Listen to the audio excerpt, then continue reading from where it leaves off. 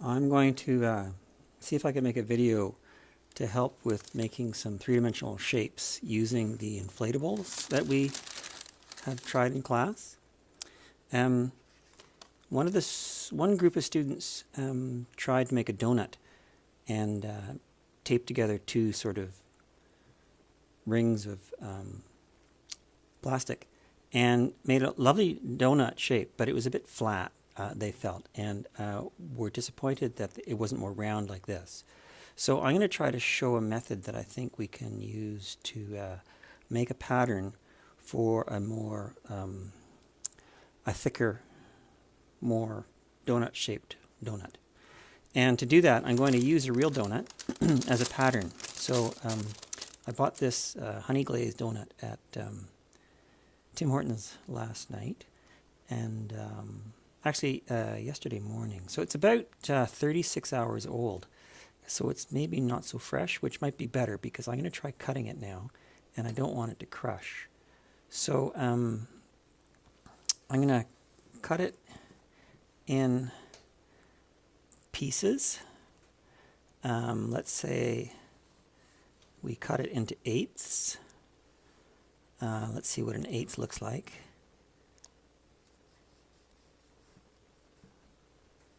Okay, and I'm trying to be careful with that so that I know that if I can make a pattern for this piece here, then I just need 8 of them. So I'm going to put this aside and eat it later.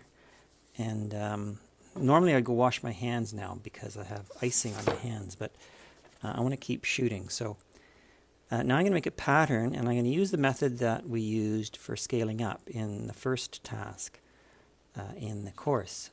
So I have some graph paper here, and what I'm going to do is cut a strip of it. Let's see, I need a strip that's maybe this wide. Okay. Put the donut aside for a second. And I'll cut this up.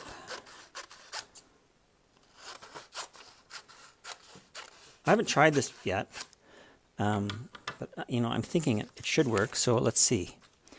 And then I think I want to maintain a center line, so I don't have a ruler with me. I guess I can use this cutting board.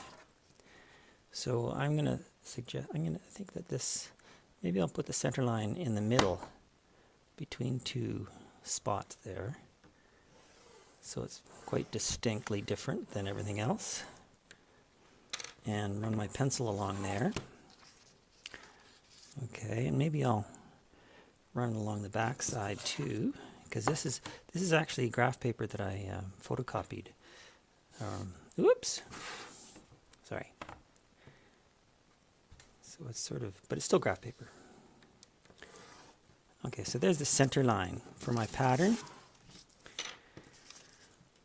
So now what I'm going to do is I am going to wrap this up like this.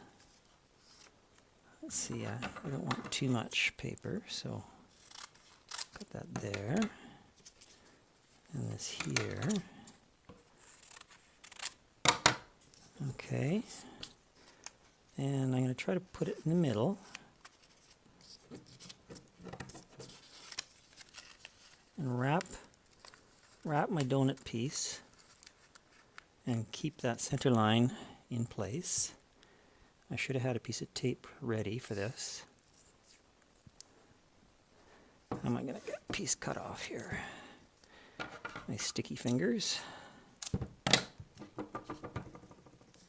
Scotch tape might have been better, but I don't have any Scotch tape right now.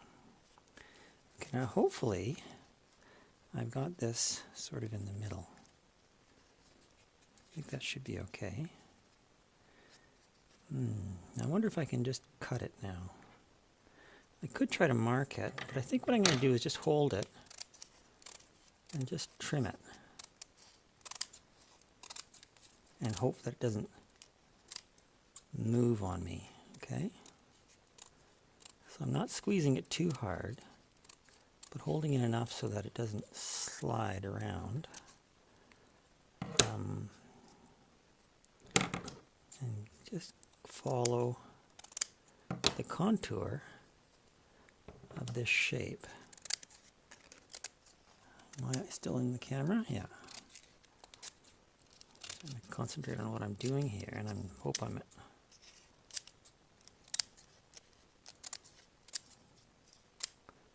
Okay, this side still seems to be lined up.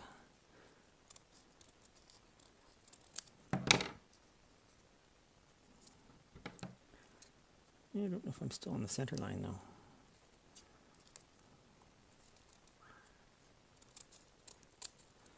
I might kind of fudge it a little bit, eh?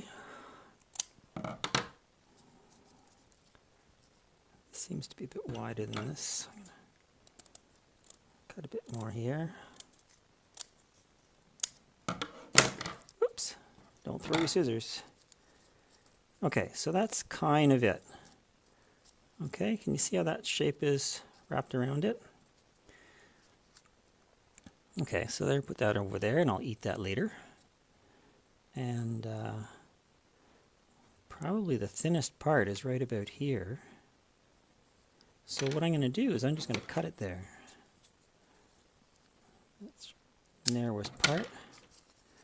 So now I have a pattern. Okay, it's a little bit wiggly, but that should more or less be what I need. So I can maybe take this and put it on another piece of paper, centering it on maybe this line.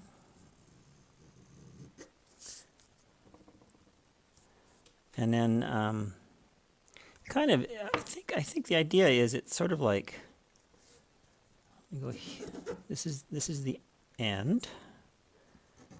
Okay, and you see there's a waist in this thing here. So I'm just going to probably just do this kind of thing. Okay, and I could trace both sides, but I think what can happen is, as I say, I'm just figuring this out as I go. You want it symmetrical, I guess. So I'm going to fold this over here like this. So both center line is right there. Okay. And then I'm going to fold it like this. Okay. So now I've got it folded both ways. And I think I just have to cut one of these, right? Just go like this. Sort of faking it.